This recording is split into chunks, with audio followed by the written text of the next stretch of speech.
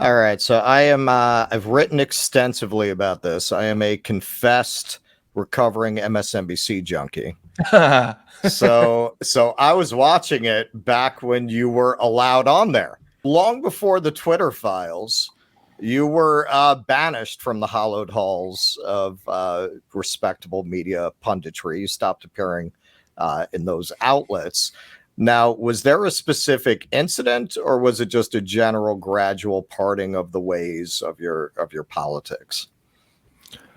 Well, it's funny. When the Russia story kind of blew up, the few of us in the journalism community who were skeptics, we started to become kind of tight because there, among other things, because there were so few of us, and we kind of put our heads together and tried to figure out which was the last time any of us was invited on a major network. And I think I was the last one. It turned out to be the first week of January in 2017.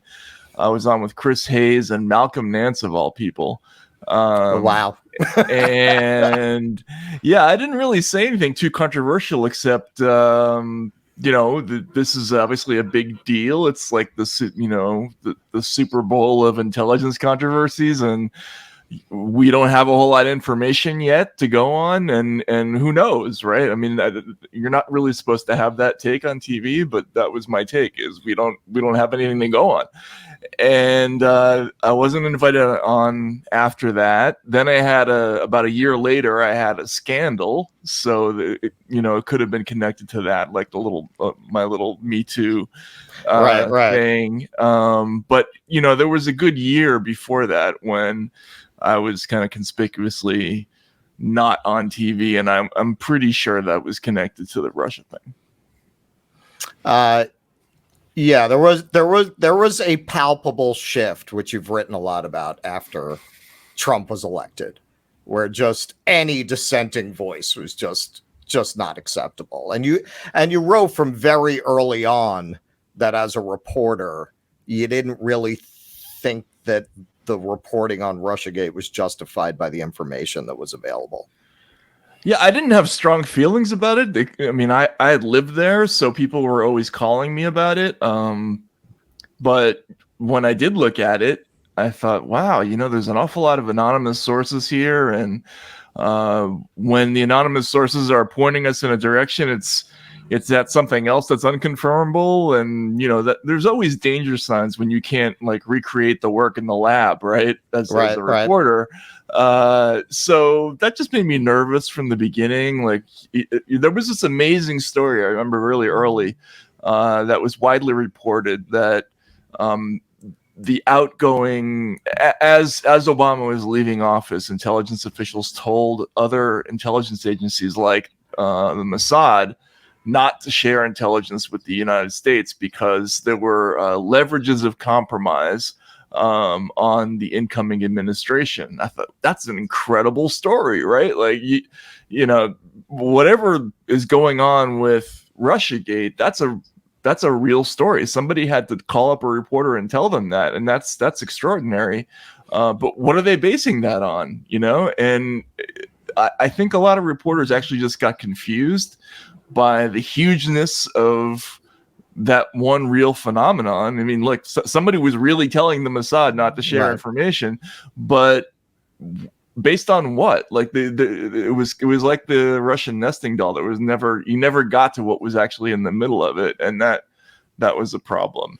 Just to interject quickly, I was also in the year before Trump got elected. I was on TV a lot that year because I had been, a lot of the stuff that I'd written about Trump was popular with the MSNBC crowd. Right. Sure. I had a lot of colorful things to say about him, but if you go back and look, one of the things that I was saying was he's going to do well, and Hillary Clinton is the ideal candidate for him to be running against. But in the way things are in the media, people read what they want to read. It's kind of like a Rorschach test. And so after the election, suddenly that didn't look so good, I guess.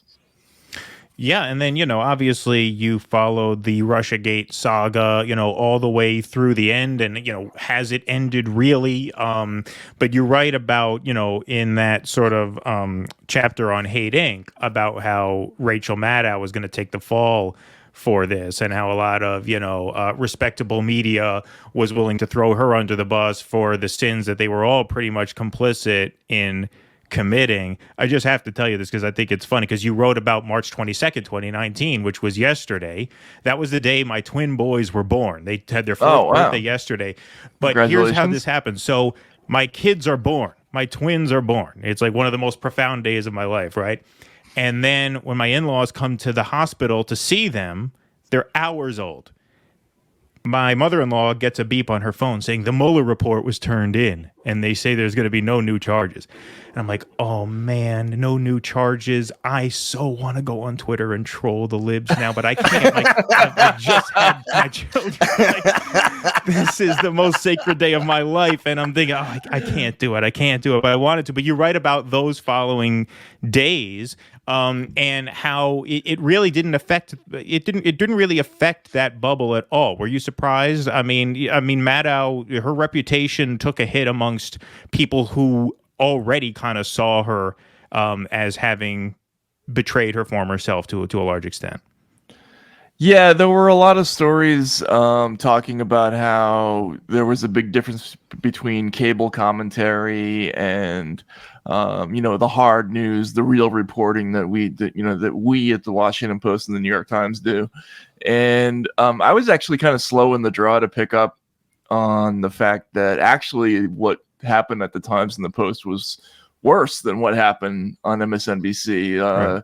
The recent story by Jeff Girth in the Columbia Journalism Review, he really highlights how this whole thing was driven significantly by major investigative pieces in the biggest newspapers in the country that had very dubious sourcing. They must have known that. They were, in the case of the New York Times, they had one story in particular about how Trump had repeated contacts with Russian intelligence, and that story turned out not to be true. It was repudiated publicly by the FBI, and they were arrogant enough to invite a Showtime crew in to film them putting that story to bed.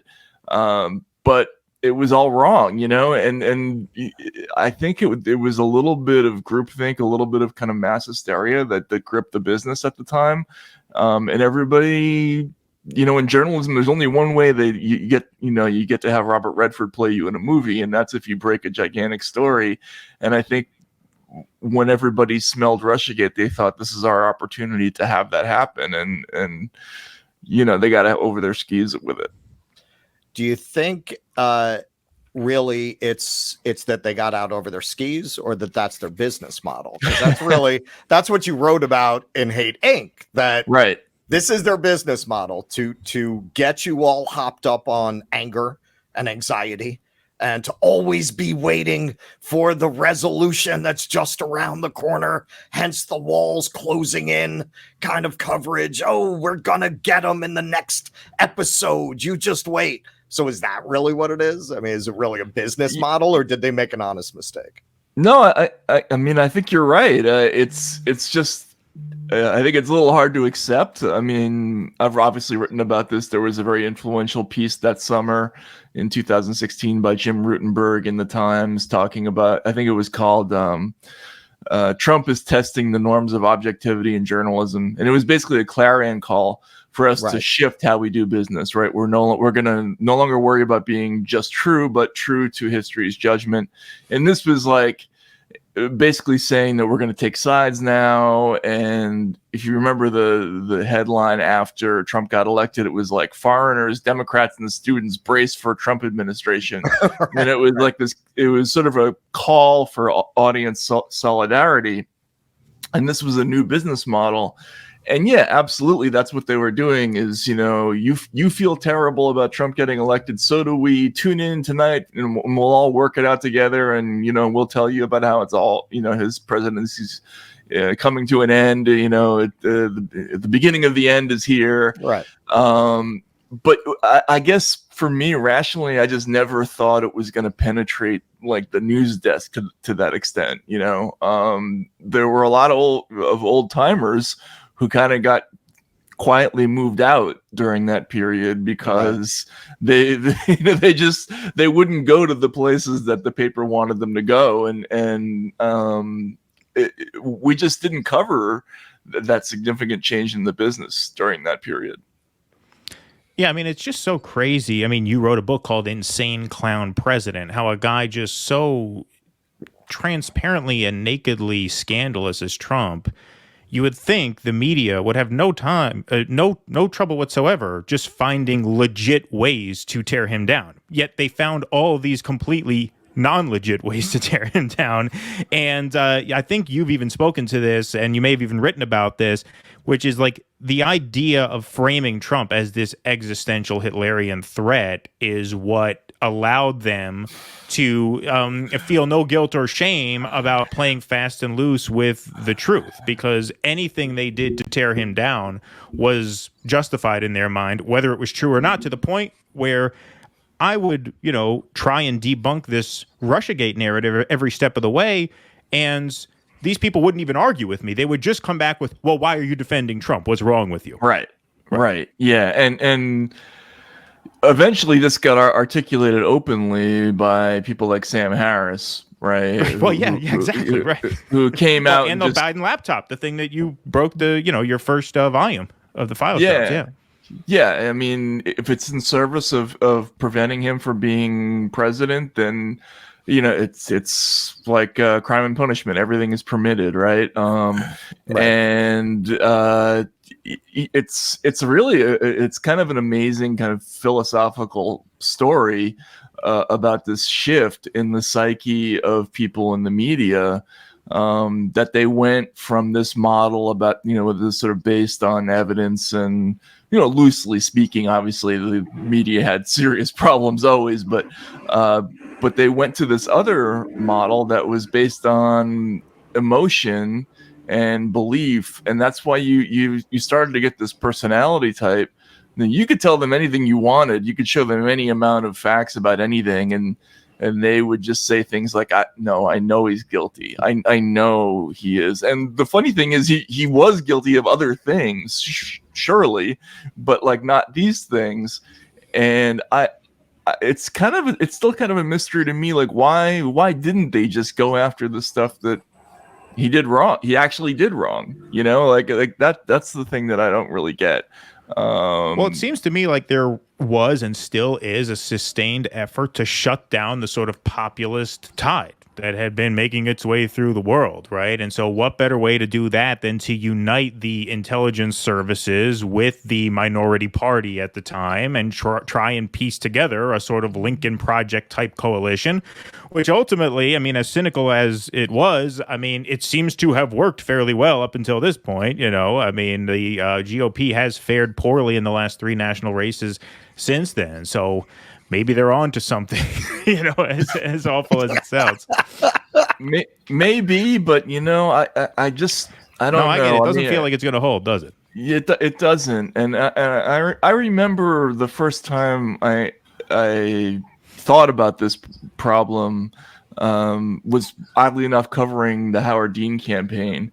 And if you remember at the very beginning of Howard Dean's run, he was at the top of the polls, and he got there for 2 reasons that everybody thought was illegitimate in the political world. One, he was getting lots of small internet donations, right? And he was bypassing the donors, the big donors. And 2, he was sort of loosely against the war, and both of those things were considered illegitimate. And so there was a sort of avalanche of negative press directed toward him, because he represented something that voters actually in the Democratic Party actually liked, which was that he was actually opposing the war.